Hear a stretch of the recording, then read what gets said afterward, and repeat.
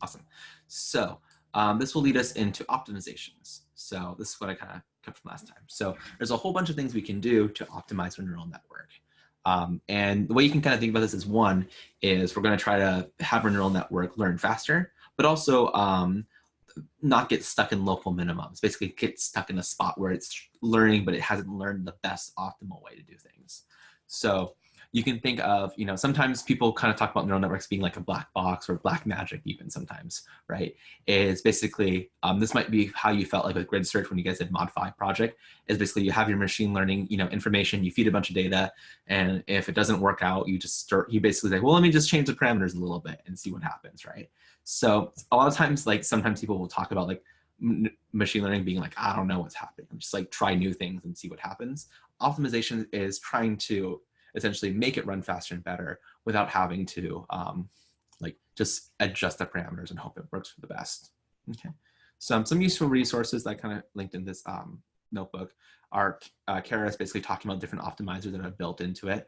There's also a really great post right here that I found. I think this might actually be referenced in the curriculum. I can't actually remember off the top of my head, but actually does a really great job of talking about like why these optimizers work really well. Also, I don't have the link in here, but the book for hands-on machine learning with scikit-learn and TensorFlow, that one's also really great at talking about optimizers and what you can do. Okay, so one thing I'm going to introduce is the vanishing gradient problem. The vanishing gradient problem basically comes to the fact that over time, if gradients are too small, those gradients basically will introduce not introduce, but like basically it will tend to forget kind of like what it's done already, and you get this very slow training. It's because of this local minimum. So the way you can kind of think about this, if you imagine basically all of gradient descent essentially is like a ball trying to find the lowest point on a hill, is that if we have, oops, let me draw this there, here we go. If we have like a hill like this, and then go forward, right, going like this, the idea is that there's a ball here, like, or a person, right, finding their way down. And you can almost think of like the ball rolling down the hill, and then sometimes the ball will kind of like find this local minimum. But so like this will not be the best place, right? It wants to get the lowest possible spot, but it might get kind of stuck here because it kind of goes uphill. But if you can somehow kind of pass this point right here, you would actually kind of fall into this global minimum, like the actual smallest part. However, sometimes what can look like, we can actually have kind of a downhill like this and kind of go up, and then it kind of plateaus for a long time before there's a nice minimum. So the problem is if you start over on this side and go downhill, right, you might go, okay, like there's a little like local minimum. Oh, I'm pretty good here. And the problem is that it's all based on slope. So now it's this really flat area.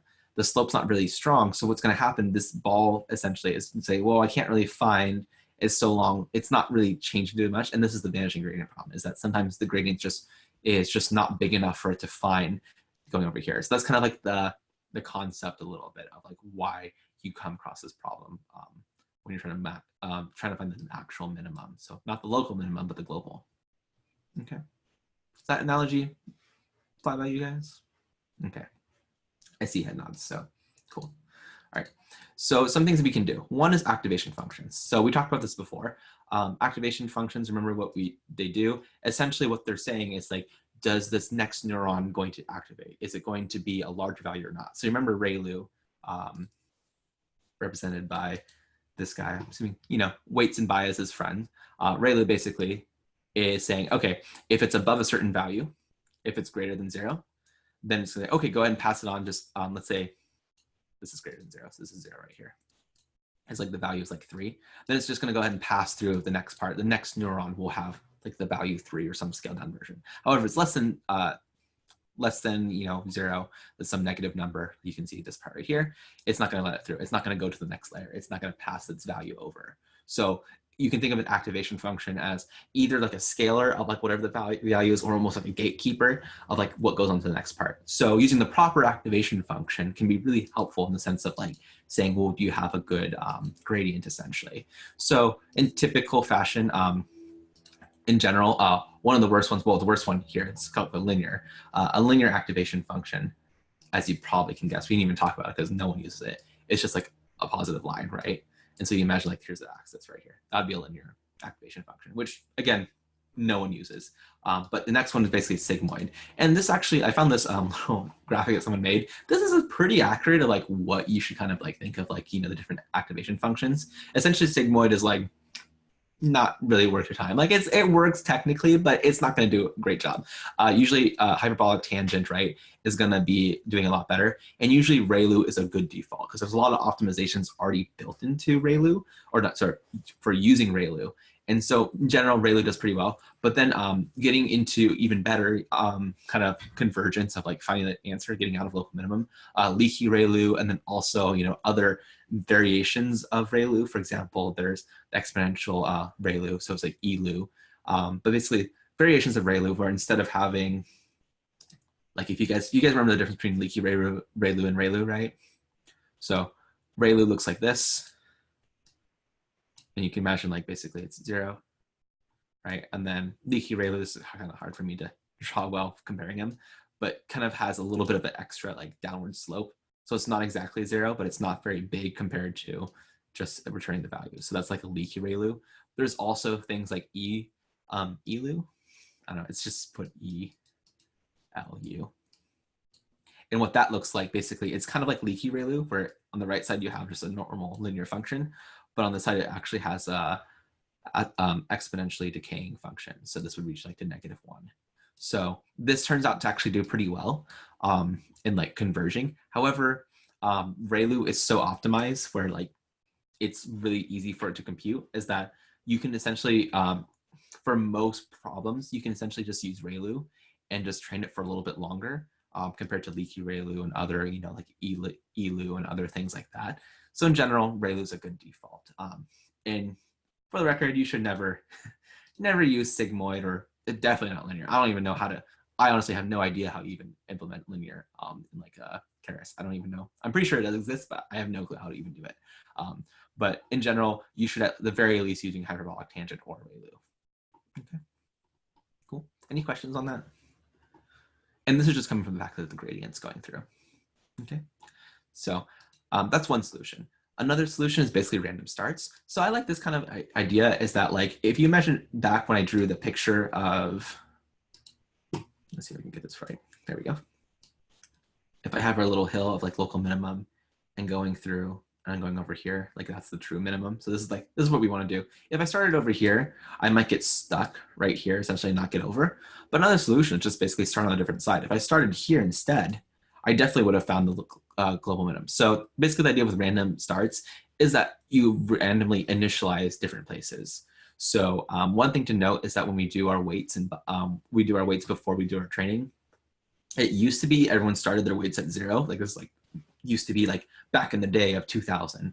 But like people would start their weights at 0, and then using those weights of 0, they would then try to train it.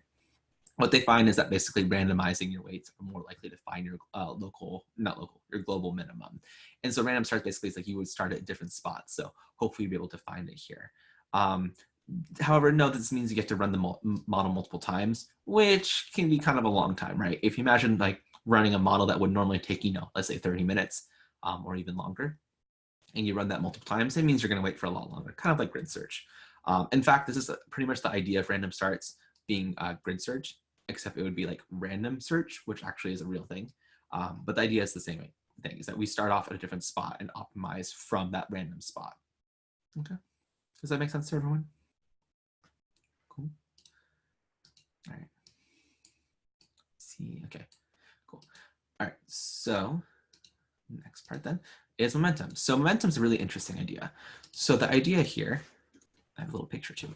Yay. All right, I don't have to draw so much. So the idea here for momentum is that instead of having like, you know, like I drew a little person here, but imagine like you also have like a ball rolling down here, is that maybe there's kind of this steeper area here, and that what would happen basically is that we might get stuck here. And so if you imagine like the concept of like a ball rolling down the hill, it's like, well, if it had like enough momentum, like imagine like a ping pong ball versus like a bowling ball, this bowling ball would maybe have enough like kind of extra momentum to kind of power over this hill and find the next spot, right?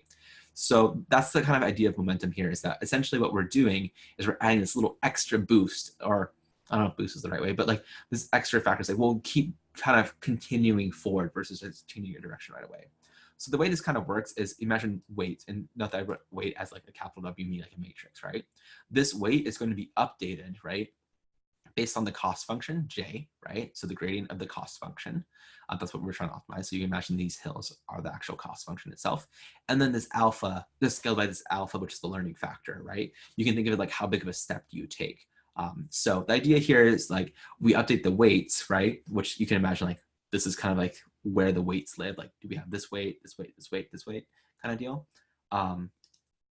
You basically say, okay, let's go ahead and say we're right here. And we say, okay, well, the gradient says it's like, let's say from this point, it's negative this direction. And then we scale it by alpha, which is usually a number, it's less than 1. So this number right here, and then we take this step, okay? So that's kind of how we do it. So the problem is though, if our steps are too small, right? We go right here, we go right here. It's like, okay, well, that means we should go this negative direction. And you can see we can kind of get stuck in this spot where it will never power over this hill. If we could somehow take a bigger step, right? And maybe like, you know, kind of like bigger step, but like kind of like scaled down a little bit, we might be able to power over this part. And that's really what we're doing with this momentum idea. So like I said, we give it some extra speed. So remember how this is how we define how we would do gradient descent, updating our weights. Our solution then is basically to add a little extra factor. So note that before we had like the weights right here updated, right, with this little extra part. So instead of what we're doing, we're going to do is weights plus some vector of momentum, right? So this VM. And this VM basically is going to be the momentum before, prior to it, scaled down with some beta factor, right? And then our normal distance right here. So what this would look like would be something like if you're going down this hill, let's say we're going down right here. And what we do is say, okay, we're right here. The gradient is like this big. And I'll just say this is alpha gradient, right? So alpha of J, I'm sorry, the gradient of J times alpha, that's like this part. And then normally you say, okay, that would be how far we go. We would normally go right here. With this momentum part, what we do now is like, okay, this is how far we would go, but let's go ahead and add the momentum of how fast we were going before. So pretend like previously on rolling down the hill, we were going down like this vector, okay, VM, right? And it's like, okay, that's how fast we were going down previously. And it's like, okay, let's go ahead and take this part and add a little extra momentum. So you can imagine here saying, okay, this part right here scaled down with B, or sorry, beta. So this would be like beta VM. And then these parts would add together to form something that would look like this. Okay. So now what happens, it's kind of nice, is you got two things. One is that basically you have the gradient that you normally had plus the extra momentum. So if you're already going downhill, you're going to get there faster. But what's really cool is if you're going the opposite direction, so imagine you're right here, right? And you're going up with momentum like this direction, right? This is your vector. I'll kind of use the same colors. This would be like your scale down factor of close enough colors, beta times V. Well, your gradient's going to point in the negative direction. So if we looked at just the negative direction like this gradient down here, we would actually be going back down. But because we're adding these together, this will subtract, you know, like this much. And so we'll still go up slightly in that direction, okay? And so the idea there is like, one, we get to, if we're going the same direction as the gradient already, then we're gonna get there faster. We're gonna pick bigger steps. But if we're going the opposite direction of the gradient, we have a little bit of extra like momentum that can carry us over these hills. So normally the gradient would tell us to go backwards, right? But we're not gonna do that.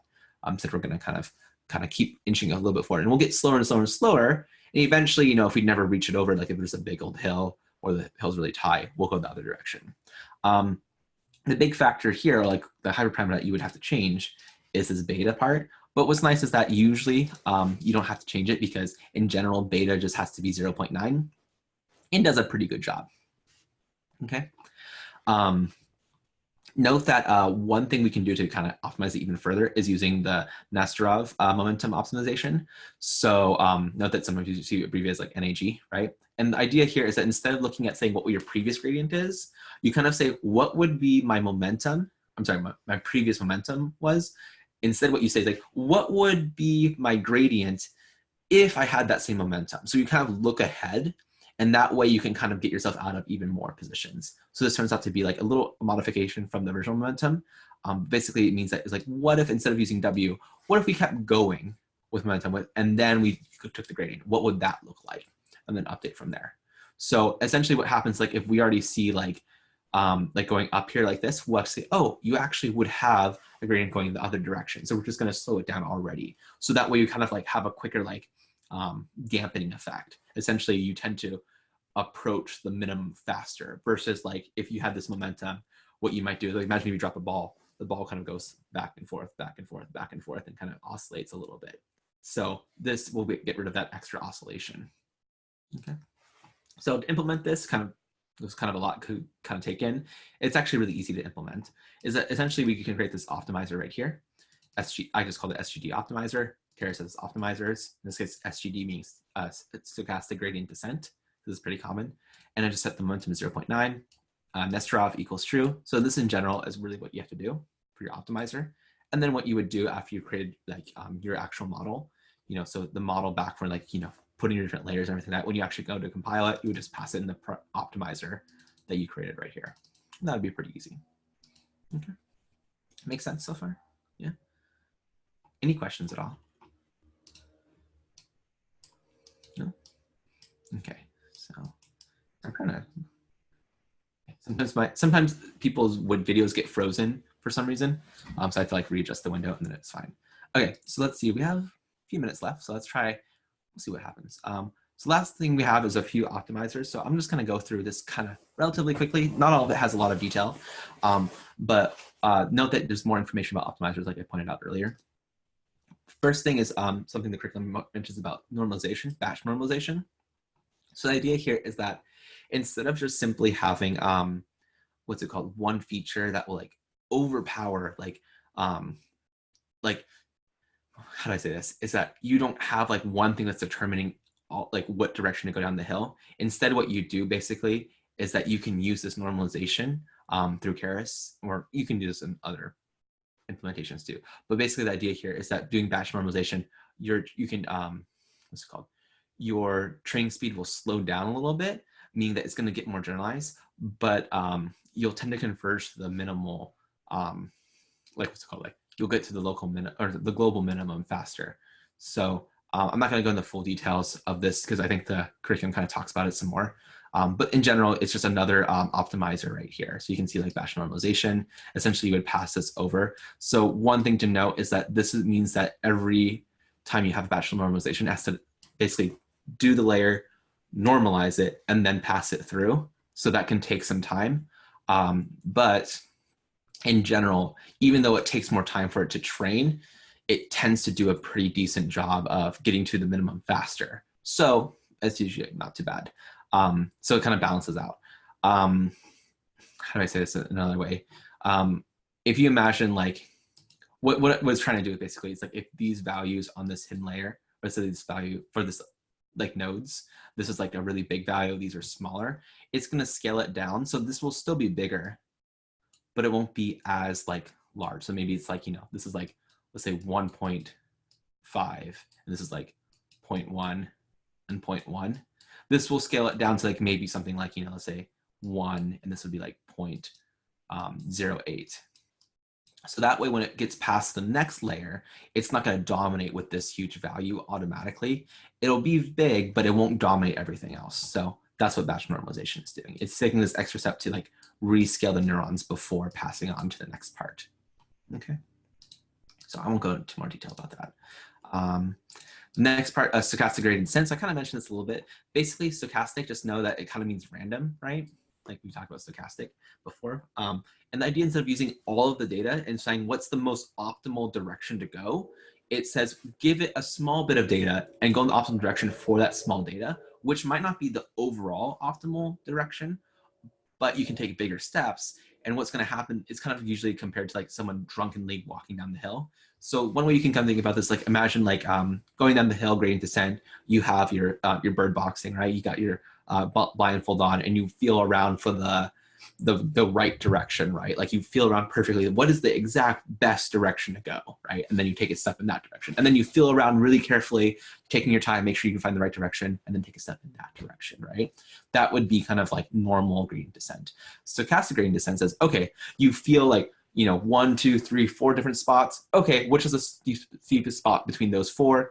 Oh, I'm going to go ahead and step in that direction. And it won't necessarily be the best direction, but it'd probably get you in a decent direction. And that's kind of like the idea of stochastic gradient descent. The way I described it is not how it actually works. Essentially, you find your kind of like steepest wave by basically feeding it a subset of the full data set. And what's nice is that it means it's going to happen a lot quicker. So the way this overall will look like is you take a random set. We call this a batch, right? So you take basically some kind of like subset of the original data set. You feed it through the model calculator and do backpropagation, right? Adjust the weights. And then you say, okay, get a new random data set, random subset of the data set. And then you do the same process. So you can kind of see this little diagrams that you might kind of zigzag over versus what gradient descent normally like optimized, like instead of using these batches, you would kind of like go like from here, like in this kind of like straight line going here, but your arrows would look kind of like this. So you're taking very careful steps, but it might take you a long time to get there, right? Because you're taking very, very careful steps versus when you're taking bigger steps, but kind of randomly kind of going through. Note that as you get to here, you'll tend to kind of approach this like minimum, and then stochastic, what's going to happen if you don't adjust the, what's it called, values, what might happen is that you're going to kind of like jump all over the place, like all over. So like, because you don't have the full data set. So you'll tend at this very bottom. So you'll do things like learning rate decay, which I'm now looking at the time, I actually have to go in like a minute. So I think I'll stop it here if you guys are okay with that. And we'll maybe just mention the last couple things next time and everything. I think these are kind of nice stuff to go through. I know the curriculum doesn't really talk about the optimizers very much, but it's nice to know because optimizers really are commonly used in production, stuff like that. You want to make sure you take a good amount of time to do it. Okay. Sound good to you guys? Okay, so we'll continue this then. We'll finish this last part and then we'll go right into convolution neural nets. I know we're kind of like technically behind from what it is, but I don't think you guys will complain too bad, right? Nah. Hopefully you guys find it useful. So, yeah. All right, so I'll go ahead and stop recording here.